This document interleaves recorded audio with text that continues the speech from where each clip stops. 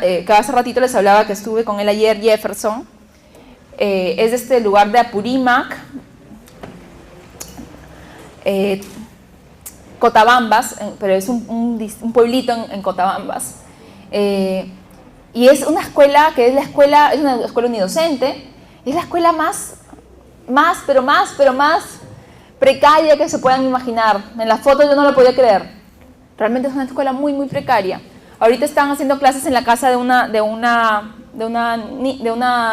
los niños, porque no tienen dónde hacer clases, y evidentemente las casas de por allí tampoco que sean, ¿no? Es un distrito de mucha extrema pobreza. Y este niño ganó un concurso que se llama Los Abuelos Ahora, de un programa social. Entonces yo decía, ok, si en este contexto pueden surgir estas cosas maravillosas, inspiradoras, porque aparte el niño estuvo ayer y recitó en TV Perú, ¿no? Era una cosa muy hermosa, el recitó en quechua. Entonces dices, ok, no es que seamos conformistas, pero no es que tú no tengas nada, ¿no? Si es que en este contexto surgen buenas ideas y se pueden hacer grandes cosas, ¿por qué en nuestro contexto mejor no nos preguntamos con qué recursos cuento? ¿Qué puedo hacer con los recursos que cuento? Ok, no tengo una rampa, no tengo rampa y me tocó un niño que requiere una rampa. Ya, ¿pero qué tengo? ¿Puedo tener apoyo comunitario para poner esas rampas de madera temporalmente? ¿O qué tengo? Tengo un director que está comprometido y que dice que va a hacer un concurso o una rifa, algo para una actividad pro rampa. De repente, si tenemos el director comprometido, eso tengo el compromiso, vamos a hacer algo.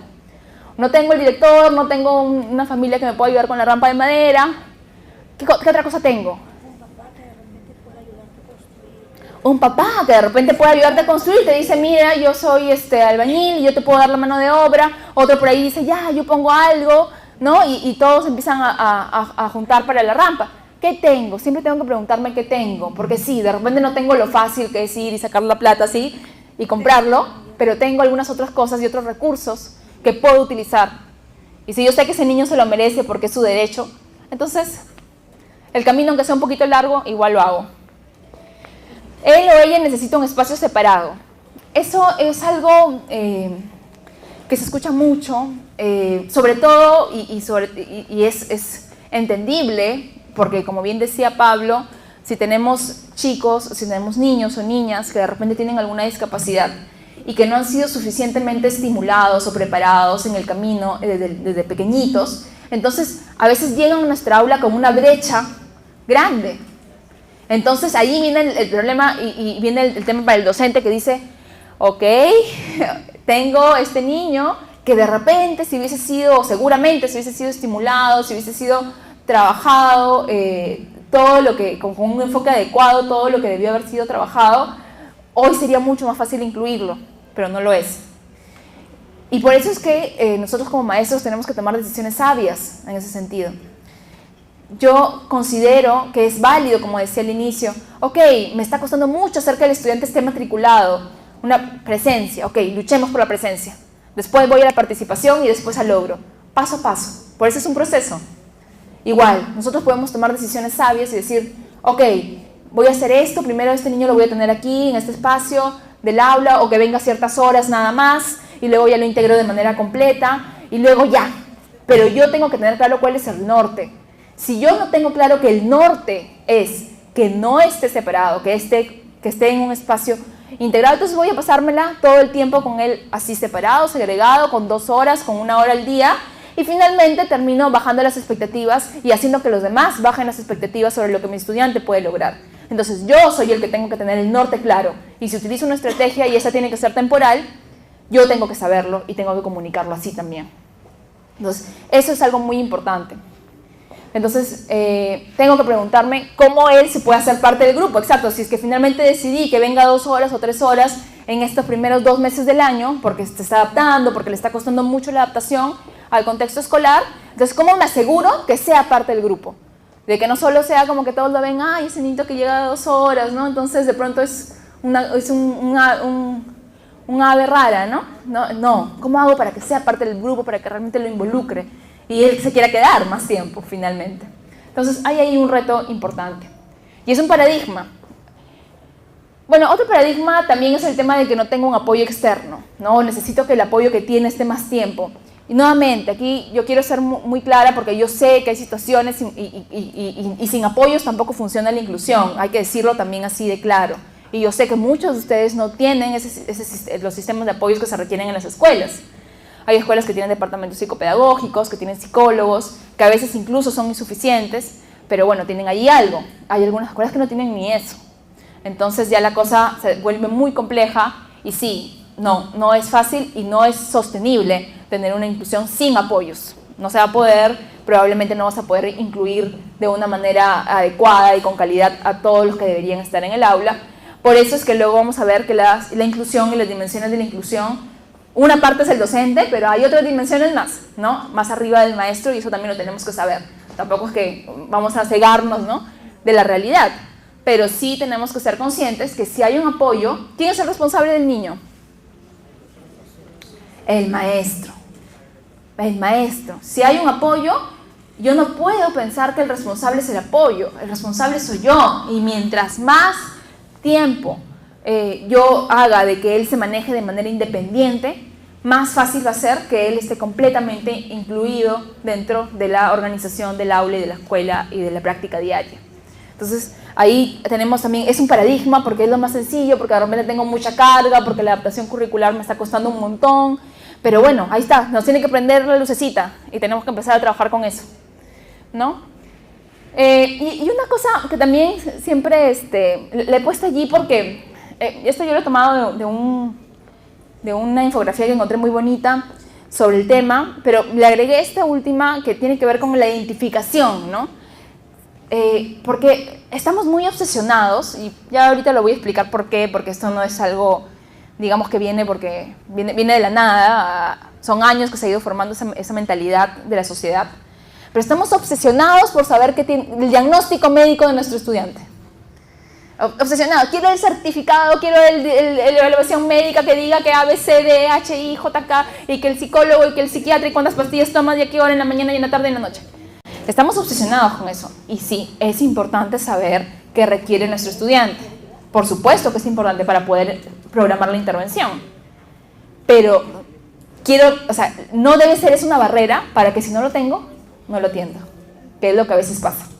¿No? Entonces, ay no, lo que pasa es que no, la mamá no me quiere aceptar, no quiere decirme qué es lo que tiene. Ok, trabajemos entonces sobre lo que yo ya veo, porque como maestra yo ya veo qué barreras tiene o sobre qué temas hay barreras alrededor de él. Entonces yo ya sé qué barreras tengo que ir bajando, ¿no? Entonces, ¿por qué? Porque esta nueva mirada que la vamos a conversar ahorita es una mirada que no se centra tanto en el déficit y en todas las situaciones que puedan estar alrededor del estudiante, sino en el entorno. Entonces digo, ok, él puede tener una determinada condición, pero a mí me interesa qué barreras tiene para aprender, para participar. Si no se puede comunicar, ¿qué barreras hay para eso? Yo puedo encontrar barreras muy similares en diagnósticos médicos totalmente distintos, y luego lo vamos a ver con algunos ejemplos. Entonces, decimos, si realmente el fondo no es la discapacidad o el diagnóstico médico, entonces ¿para qué me obsesiono tanto con eso? La evaluación psicopedagógica, esa es otra cosa, porque eso sí me va a decir, finalmente, qué es lo que el estudiante requiere para propósitos pedagógicos. No, pero a veces yo escucho a los directores, sobre todo, muy obsesionados con que el certificado, que me traigan la cita médica, lo que dice. Entonces, ya, ok, pero ¿y el informe del psicopedagogo? De repente eso te es más útil, ¿no? Y sí, a veces es mucho más útil, sobre todo para la maestra, que finalmente es quien termina llevando eso a la práctica en el aula. Y sobre todo porque muchas veces pues decimos, este niño no tiene nada. ¿No han escuchado eso? No tiene nada, va al médico, va al psicólogo, no tiene nada. Simplemente está pasando por un momento que tiene una dificultad específica y se acabó. Y el otro año ya pasó. Es algo temporal que estaba acompañado y luego salió de eso. Pasó algo, de repente, un tema familiar, algo que pasó en su vida, no lo sabemos. Pero eso pasa a veces también, y nosotros decimos, no, que no va a tener nada, no, tiene esto, tiene lo otro. Es más, también nos hablamos de médicos, ¿no? Entre los maestros. Entonces eso no debería pasar. Bueno, este es un tema de los cambios de paradigmas. Y bueno, el siguiente tema que habíamos mencionado es el tema del compromiso por el aprendizaje constante. Y yo acá les voy a dar algunos conceptos. Es un tema conceptual porque me parece importante, Porque ya hablamos acerca de que la diversidad no solamente es discapacidad. La discapacidad es un tipo de diversidad, ¿no? Pero hay muchas diversidades que tienen que ver con muchas condiciones y situaciones específicas de los alumnos, pero es relevante para la mayoría que estamos aquí, por lo que he visto en las encuestas, el tema de la discapacidad, así que no quise perder la oportunidad para hablar un poquito sobre discapacidad. Entonces, ¿cuál es el marco conceptual de la discapacidad?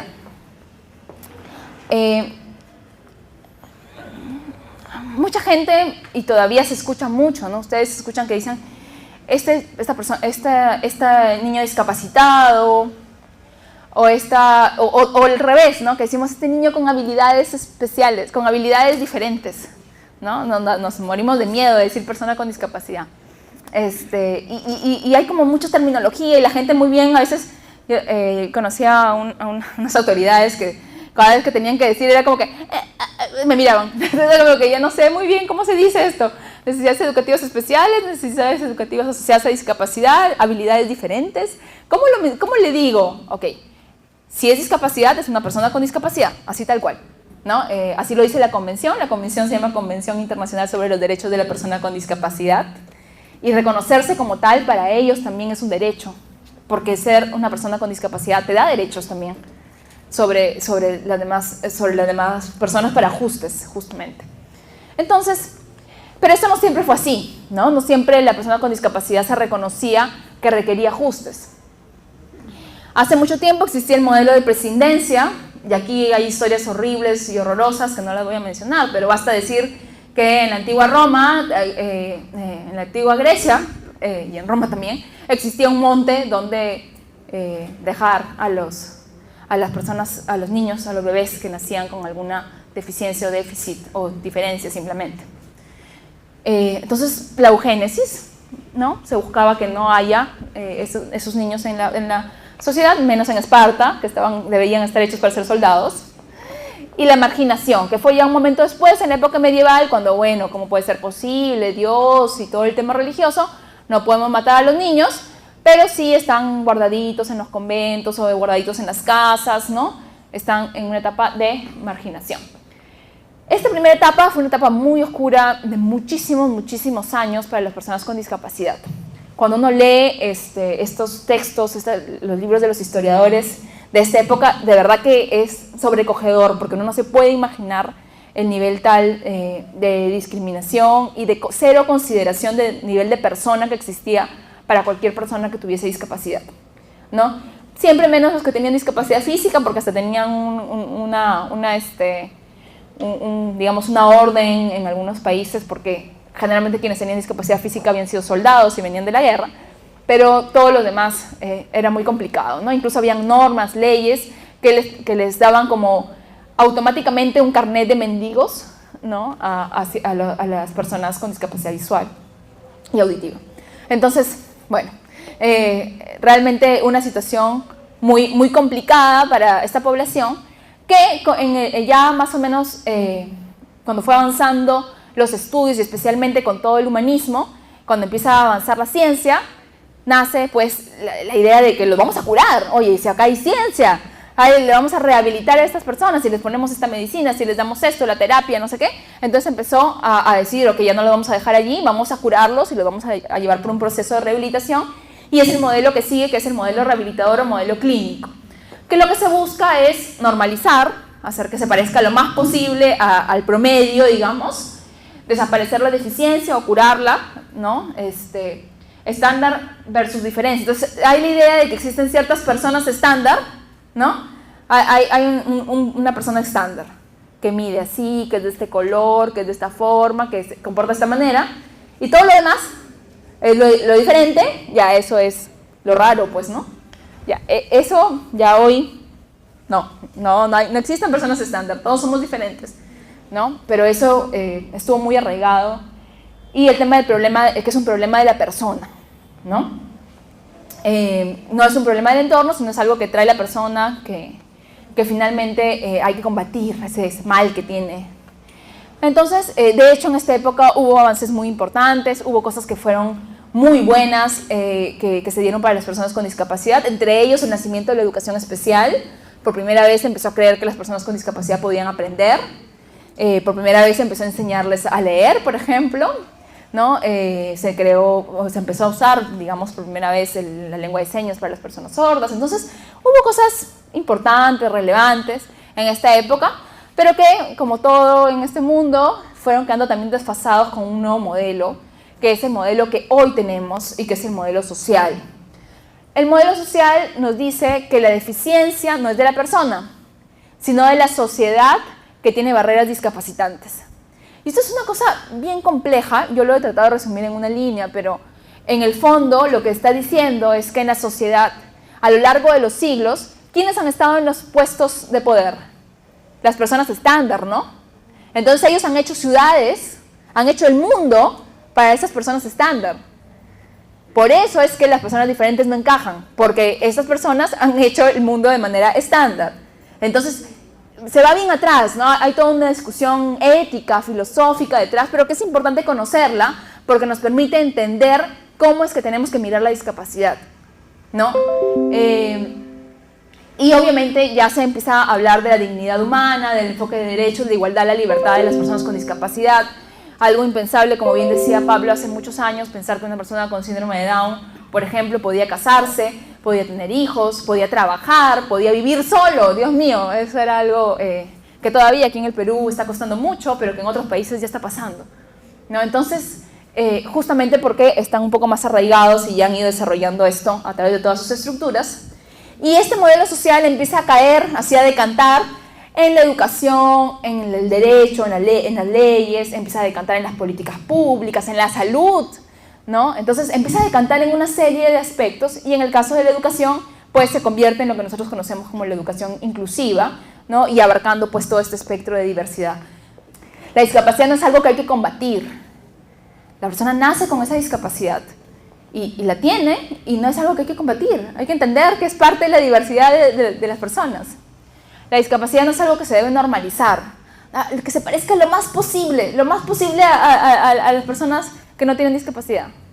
No necesariamente. ¿Por qué? La discapacidad es una condición derivada de estructuras y condicionamientos sociales, ¿no? Como mencionaba ahora, todo está estructurado para que solamente las personas estándar accedan a ciertas cosas, a los cargos políticos, a los puestos, a la calle, al bus. Entonces, finalmente, termina siendo que se sigue repitiendo en un patrón, ¿no? Las barreras del entorno hacen que una persona con una deficiencia se vea incapacitada para ejercer sus derechos y tener una vida plena. Bueno, es casi lo que estaba mencionando. Entonces, este es el nuevo concepto o el concepto actual de discapacidad, que es importante que lo manejemos, que es importante que lo conversemos, porque todavía, lamentablemente, parece mentira, pero escuchamos a mucha gente experta en discapacidad que utiliza el concepto anterior, ¿no? y que no está entendiendo que las barreras están en el entorno, y es allí donde hay que atacarlas, ahí, en ese entorno natural donde está el niño. Porque si lo segrego, entonces ¿cómo voy a atacar las barreras del entorno natural?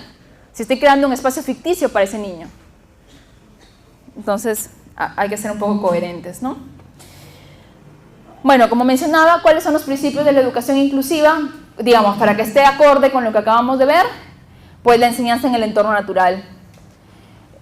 No podemos decir que un niño está recibiendo una educación inclusiva si es que normalmente le corresponde ir a X colegio porque ahí están todos los hermanos y este niño va al colegio que está a la otra punta del cerro, porque ese sí es inclusivo. O sea, en términos de su colegio sí, pero en términos del sistema y del país y de esa familia, no está recibiendo el derecho que él merece. Un principio es identificar y eliminar barreras. Y esto es algo súper importante. Las barreras pueden ser de diverso tipo. Hay barreras que son así bien sencillas, ¿no? Las tecnológicas, por ejemplo. Una persona con discapacidad visual, ¿cómo accede a una página web? ¿Qué necesita? Necesita yo uso el software lector de pantalla, ¿verdad? Que le permita escuchar lo que está en la página web y el teclado braille, si es que usa el braille para poder escribir. Entonces, tiene una barrera de entrada, de acceso a la información, pero se soluciona con un dispositivo tecnológico. Entonces le pones eso y ya, listo. Ya la persona ya deja de tener discapacidad en esa barrera. Está totalmente habilitado como cualquiera de nosotros. ¿Ok? Pero hay otras barreras que son un poquito más complicadas, como las barreras culturales, que es lo que mencionaba al inicio, los paradigmas. Esas barreras son las que son más difíciles de cambiar porque no las vemos, porque nos cuesta sacarlas de nosotros, ¿no? Porque, digamos, son de verdad un poco más densas, pero son barreras que tenemos que identificar dentro de la escuela, si es que nuestro salón está pasando. Hay otras barreras de recursos, de materiales, como mencionaba este caso del JAWS, pero también puede ser una pelota, por ejemplo, ¿no? Que para el chico con discapacidad visual, ¿cómo juega con la pelota? ¿Qué tienen que ponerle a la pelota para que funcione para ellos? Ajá, un cascabel o algo sonoro, ¿no? Entonces es un material educativo que va a necesitar una adaptación para eliminar esta barrera que tiene este estudiante. Hay barreras al aprendizaje, como las evaluaciones, que a veces no están adaptadas, o a la participación, como un niño que de repente tiene Asperger o autismo, mejor dicho, porque generalmente son los que no tenemos la comunicación, que no ha desarrollado la comunicación y que solamente se comunica a través de tarjetas. Entonces, en ese caso, él tiene una barrera a la comunicación. Entonces, yo tengo que identificar las barreras, porque así es como tengo que planear mis intervenciones. Si yo identifico que tiene una barrera a la comunicación de este tipo, entonces yo sabré que tengo que generar un apoyo relacionado con el tema de las tarjetas, porque es la única forma como este niño logra comunicarse. Pero tengo que identificarlas, y eso implica identificar varias cosas, las barreras físicas, como las rampas, las barreras de materiales, de recursos, etcétera, de aprendizaje. Entonces, es un principio de la educación inclusiva, identificar y eliminar las barreras. En algunos casos no se pueden eliminar, en algunos casos tendrán que disminuirse, simplemente, ¿no? porque ya no se puede hacer más ajuste. Adaptar el entorno y no al estudiante, lo hemos mencionado creo desde que hemos empezado, es sumamente importante, tenemos que empezar a pensar en adaptar el entorno y que el niño pueda desarrollarse con esa oportunidad. Y como ya mencioné, esta mentalidad de mejora continua. Ustedes se imaginan que si ese profesor que le dijo a Brad, lo sacó al frente, ¿no? Para que Brad cuente lo que necesitaba, todos lo aplaudieron, todos se emocionaron, pero ya luego al día siguiente ya no hizo nada más, todos se olvidaron, ya Brad pasó de año y todos otra vez empezó lo mismo. ¿Ustedes creen que eso es una educación inclusiva? No, o sea, para que Brad haya finalmente asumido todo eso, haya aprendido, porque él llega a ser maestro y justamente se convierte muy famoso por ser un maestro con el síndrome de Tourette, y dar charlas, ¿no? Sobre su proceso de aprendizaje, justamente es porque empiezan a generarse cambios y más aliados alrededor que empiezan a generar cambios de diverso tipo dentro de esa comunidad educativa, ¿no? Entonces, porque es un proceso de mejora continua. Una acción, un día no basta. Este es un trabajo full time. Entonces, estos son los principios para la educación inclusiva. Y esto tiene que ver con las dimensiones. Esto es un poco la estructura de Ainscough lo pueden encontrar en el Index for Inclusion, que es un documento ya que tiene casi 15 años, creo, que ayuda a guiar a las escuelas a cómo hacer una educación más inclusiva. Tiene una serie de herramientas sumamente útiles, tiene fichas para que los maestros se reúnan, lo pueden llenar. Hay una versión de la OEI que está en internet, lo pueden buscar como el Index for Inclusion en español, de la OEI. Que es súper útil, pero también es súper denso. O sea, lo digo porque, claro, ustedes como maestras podrán aplicar lo que tiene que ver con su aula, pero implica como toda una reflexión del centro educativo. Entonces, es reuniones de interaprendizaje con los maestros, implica a la familia.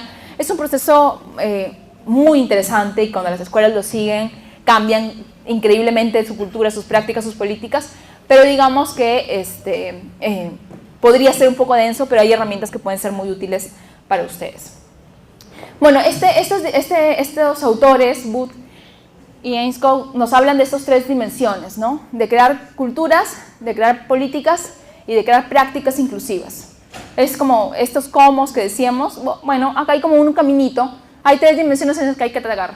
No basta con la cultura y que todos somos solidarios y los valores y nos queremos y creemos en el derecho de todo. Hay que llevarlo a la práctica, así que tenemos que crear prácticas inclusivas y eso tiene que ver con herramientas, lo que vamos a ver ahora con Ale y con Silvana, pero también hay que crear políticas. Y cuando decimos políticas no me refiero al Ministerio de Educación, no, me refiero a la escuela. Es decir, estamos hablando de medidas dentro del centro que permitan que esto sea sostenible en el tiempo, ¿no? Políticas educativas dentro de la escuela. Vamos a ver algunos pequeños ejemplos de cada una de esas dimensiones antes de irnos al break. Políticas inclusivas, ¿cuáles, por ejemplo? Este dibujito me gusta un montón porque, bueno, como vieron el anterior, ¿no? Tenemos la diversidad, tenemos al maestro serruchándole ahí a la estrellita para que sea un circulito y pueda entrar en el huequito, quitándole lo maravilloso de su ser estrellita. Pero la otra forma es que cambie el huequito, ¿no? Para que la estrellita pueda entrar. Y esto tiene que ver con cambiar el centro, en lugar de cambiar el niño. Entonces, si cambio el centro o la escuela, tengo que generar apoyos inclusivos. ¿Qué quiere decir eso? Pues que evidentemente el maestro no puede solo, ¿no? Entonces, el equipo psicopedagógico o de repente un sistema de apoyos de los padres de familia es complejísimo, pero hay escuelas que lo hacen en otros países. O el ejemplo de este sistema en Manchester, que es este amigo, como el amigo, iba a decir el amigo elegido, pero acá es usado en otros términos. El amigo muy amigo de todos, que es el compañero, ¿no? El que ayuda a otros estudiantes a lograr aprendizajes, ¿no? Amigo tutor, de repente. La infraestructura accesible, que también es un tema que tiene que ver con una política de la escuela, ¿no? No es algo que ustedes lo pueden cambiar desde su aula solamente. Y la flexibilización de la organización escolar, es decir, autorizar horarios que sean diferentes para este niño, si es que lo requiere, autorizar, de repente que ya todos hacen, por decir, no sé si que todavía se hace esto, pero todos hacen formación, en las escuelas privadas digo, porque en las públicas sí, todos hacen formación, pero este niño no puede estar pues escuchando media hora, entonces él no va a la formación, no pasa nada. Ya, esta es flexibilización de algunos espacios de la organización escolar, ¿no? Los horarios, las fechas, incluso las aulas de clase. No, pongo el salón que está de segundo grado, toca en el segundo piso, pero ahí tengo un chico con silla de ruedas, entonces lo paso al primer piso. En fin, la cultura en la escuela tiene que estar basada en la convivencia, en el respeto mutuo, en una convivencia sana, en una cultura democrática, en el respeto. Si no, eso es mentira, no funciona. Altas expectativas es un tema cultural. Nos cuesta mucho creer que nuestros estudiantes con discapacidad pueden y que los podemos retar, y de que está bien llamarle la atención, porque también se pueden comportar mal y también necesitan ser corregidos. No es que, ay, es que tiene discapacidad. No. Eso es tener bajas expectativas de mi estudiante. Él también se puede comportar bien y mejor que bien, porque él entiende perfectamente, ¿no?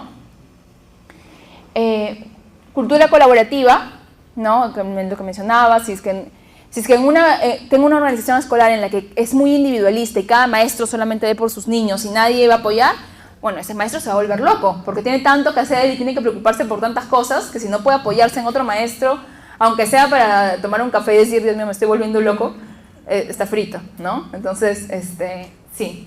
Y compromiso y pertenencia, definitivamente no puedo hacer que el niño se sienta parte de algo si es que yo como maestro no me siento parte de la escuela.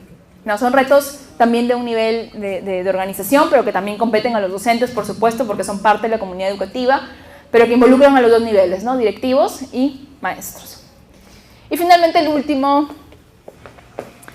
dimensión, que es la dimensión de prácticas, y que es la dimensión que vamos a ver un poco más hoy, que tiene que ver con llevar esto a la acción y al aula. Vamos a ver un videíto.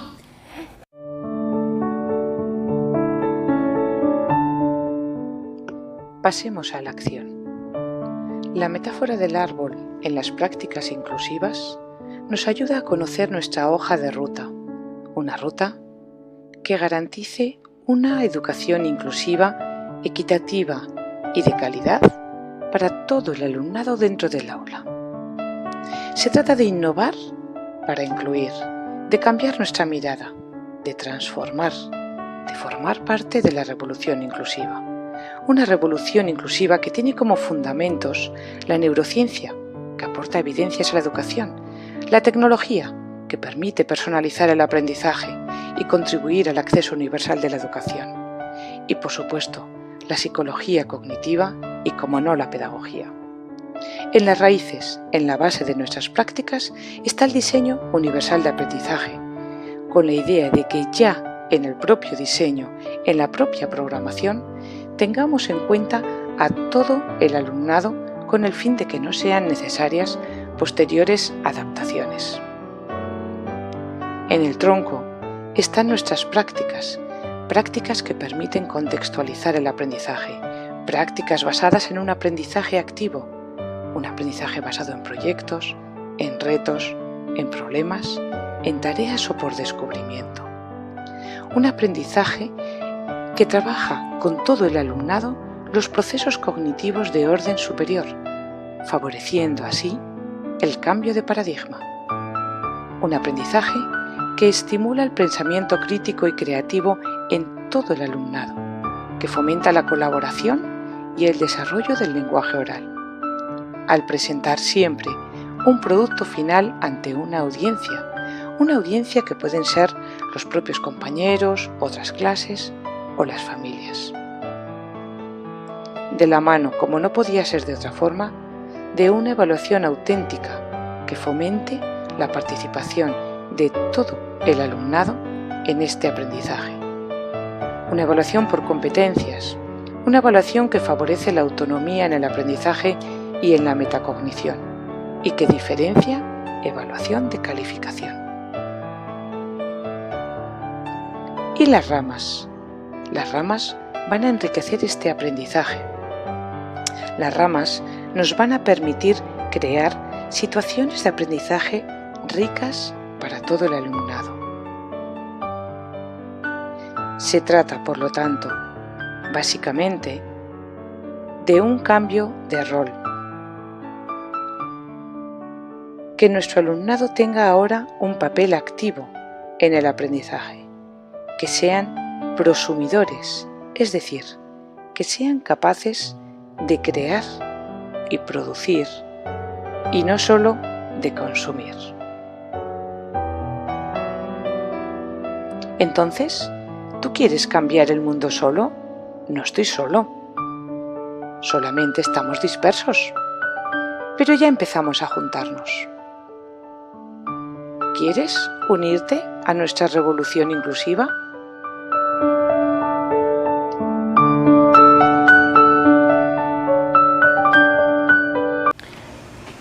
Bien, este video lo pueden encontrar en el blog de Coral Elizondo, que es una maestra española muy capa en estos temas. O sea, me gusta porque hay muy pocos, digamos, textos donde encontrar este link entre el diseño universal de aprendizaje, claro que sí, pero entre las metodologías activas y todas estas ramas que han visto que hay muchas cosas que aprender y que explorar, y la tecnología y la gamificación y el design thinking, y cómo eso me ayuda a relacionarlo con la inclusión, y me parece súper interesante porque creo que nos da muchas herramientas a los maestros para el aula y para ir viendo cómo eso nos es útil para nuestro fin.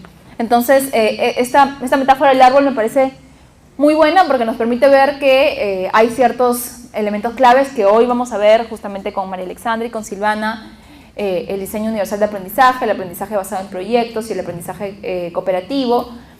Pero no vamos a poder llegar un poco más porque el tiempo es corto y es solo un día, pero quería que vean que no son los únicos temas sobre los cuales puedo seguir mejorando mi práctica pedagógica para hacerla más inclusiva. Entonces, vamos a cerrar esta parte. Quiero cerrar solamente con sus tarjetitas rojas y verdes. La educación inclusiva se refiere a la educación para personas con discapacidad en un entorno regular.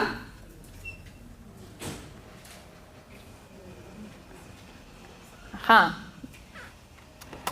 ¿Todos los estudiantes con discapacidad experimentan el mismo tipo de barreras? Ajá, muy bien, gracias. Una escuela inclusiva es aquella que permite la matrícula de estudiantes con discapacidad. Por ahí hay dudas. Ajá. Bien, interesante. Algunos estudiantes ven limitada su participación y aprendizaje por las barreras del entorno escolar. Ajá. Bueno, al menos no confundí a nadie, qué bueno. La calidad educativa está relacionada con el incremento de estudiantes que aprueban la evaluación censal de estudiantes. Ajá. Muy bien. La diversidad es una oportunidad de aprendizaje para todos.